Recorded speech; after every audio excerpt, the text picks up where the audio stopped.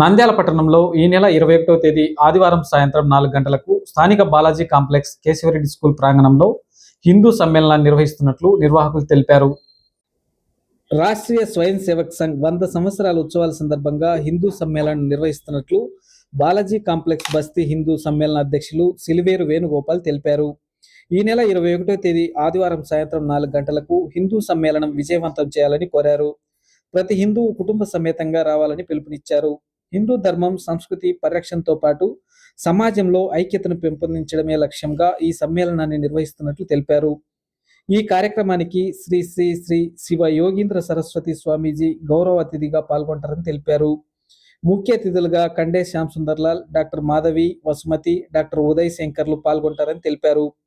ఈ కార్యక్రమంలో దుద్దెల సురేష్ బాబు, కేవి రవికుమార్, చింతలపల్లె వాసు, కటకం శ్యామ్ ప్రసాద్, సిరిగిరి బాలాజీ, రాయసం బాబురావు, పోలయ్య ప్రసాద్, కశెట్టి చంద్రశేఖర్, చంద్రమోహన్, చంద్రమౌళి తదితరులు పాల్గొన్నారు.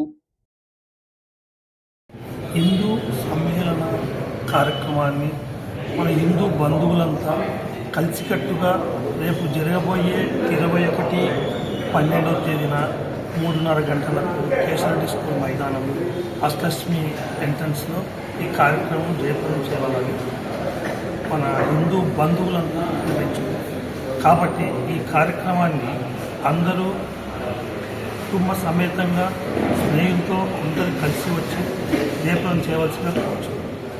ఈరోజు ఆర్ఎస్ఎస్ యొక్క 100 సంవత్సరాల యొక్క ఉత్సవాల్లో భాగంగా దేశంలో ఉన్నటువంటి అనేక హిందువులు ఈ ఆర్ఎస్ఎస్ మాది, ఈ దేశంలో హిందువుల కోసం పనిచేసే సంస్థ, మేమే ఓన్గా ఈ యొక్క సమ్మేళనాలు, హిందూ సమ్మేళనాలు నిర్వహించుకోవాలని భావనతో ఈ దేశంలో 66,000 హిందూ సమ్మేళనాలు జరుగుతూ ఉన్నాయి. అందులో ఆంధ్రప్రదేశ్లో 1800 హిందూ సమ్మేళనాలు, అందులో నంద్యాల జిల్లాలో సుమారు 92 స్థానాల్లో ఈరోజు జరుగుతూ ఉంది. ఆల్రెడీ నంద్యాల పట్టణంలో ఇప్పుడు సుమారు ఒక 28 హిందూ సమ్మేళనాలు పూర్తవడం జరిగింది. దానిలో అంతర్భాగమైనటువంటి బాలాజీ కాంప్లెక్స్ కేశవరెడ్డి స్కూల్లో దేవాలయం యొక్క ప్రాంగణంలో ఈరోజు యొక్క హిందూ సమ్మేళనం ఇక్కడ నిర్వహించుకోవడం, బాలాజీ కాంప్లెక్స్ యొక్క హిందువులందరూ కలిసి ఈ యొక్క హిందూ సమ్మేళనం నిర్వహించుకోవడం జరుగుతూ ఉంది. ఏంటి ఆ హిందూ సమ్మేళన విశిష్టత మనం తెలుసుకోవాలి అంటే ఈ సమ్మేళనంలో మనం పాల్గొనాలి. అప్పుడే మనకి హిందువుల యొక్క విశిష్టత, మన సనాతన ధర్మం గురించి విషయాలు మనం తెలుసుకోగలుగుతాం. కాబట్టి బాలాజీ కాంప్లెక్స్లో ఉన్నటువంటి ప్రతి హిందువు కూడా ఇంటికి డోర్ వేసి మన ఇంట్లో ఉన్నటువంటి తల్లిదండ్రులతో పాటు పిల్లలను కూడా ఈ కార్యక్రమం ఖచ్చితంగా తీసుకురావాలి. వాళ్ళకి అర్థం అవ్వాలి హిందువుల యొక్క జాగృతం ఎట్లా ఉంటుంది, హిందువుల యొక్క సమ్మేళనం ఎట్లా జరుగుతాయన్న అవగాహన కలగాలి పిల్లలకు. అదేవిధంగా ఈ సనాతన ధర్మం సంబంధించిన అవగాహన కలగాలి.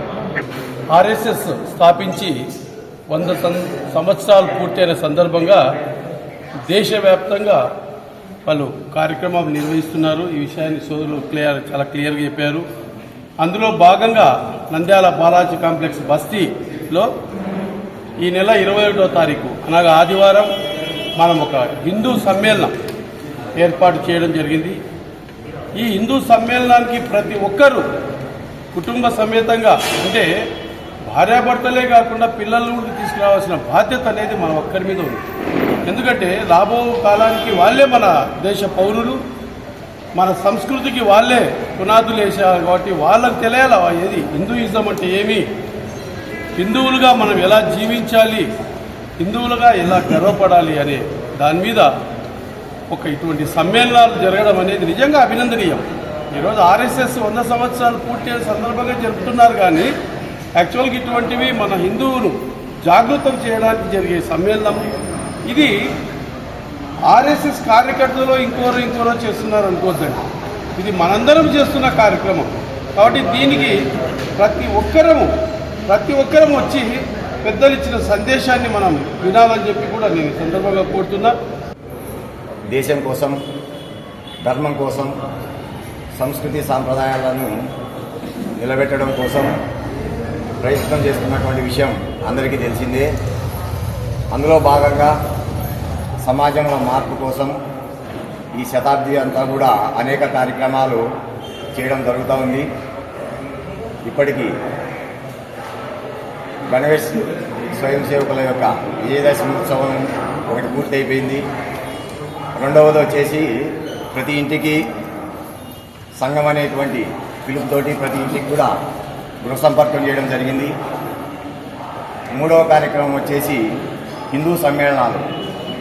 హిందువులందరూ సంఘటితమవుతూ మన దేశం కోసం, ధర్మం కోసం, సమాజంలో మార్పు కోసం ఏ విధంగా పనిచేయాలనే ఉద్దేశంతో పంచపరివర్తన అనేటువంటి అంశాలతోటి సమాజంలోకి వెళ్ళడం జరుగుతూ ఉంది. పంచపరివర్తన అంటే అందులో మొదటిది వచ్చేసి మనం కులాలకు అతీతంగా మనం అందరం కలిసి ఉండాలనేటువంటిది ఒకటి. రెండవది వచ్చేసి పర్యావరణ పరిరక్షణలో భాగంగా మనమందరం ప్లాస్టిక్కు వ్యతిరేకంగా, కాలుష్యానికి వ్యతిరేకంగా మనం ఉండాలనేది రెండవది. మూడవది కుటుంబ విలువలను కాపాడడం కోసం మనమందరం పనిచేయాలనేటువంటిది మూడవది. నాలుగవది వచ్చేసి అంటే మనమందరం స్వదేశీ వాడాలి, ఏవైతే ఉన్నాయో స్వదేశీ వస్తువులు వాడాలనేది నాలుగవది. ఐదవది వచ్చేసి పౌరులు తమ విధులను సక్రమంగా నిర్వర్తించినప్పుడు దేశం ముందుకు పోతున్నటువంటి 5 అంశాలతోటి ఈ హిందూ సమ్మేళనాలు జరుగుతూ ఉన్నాయి.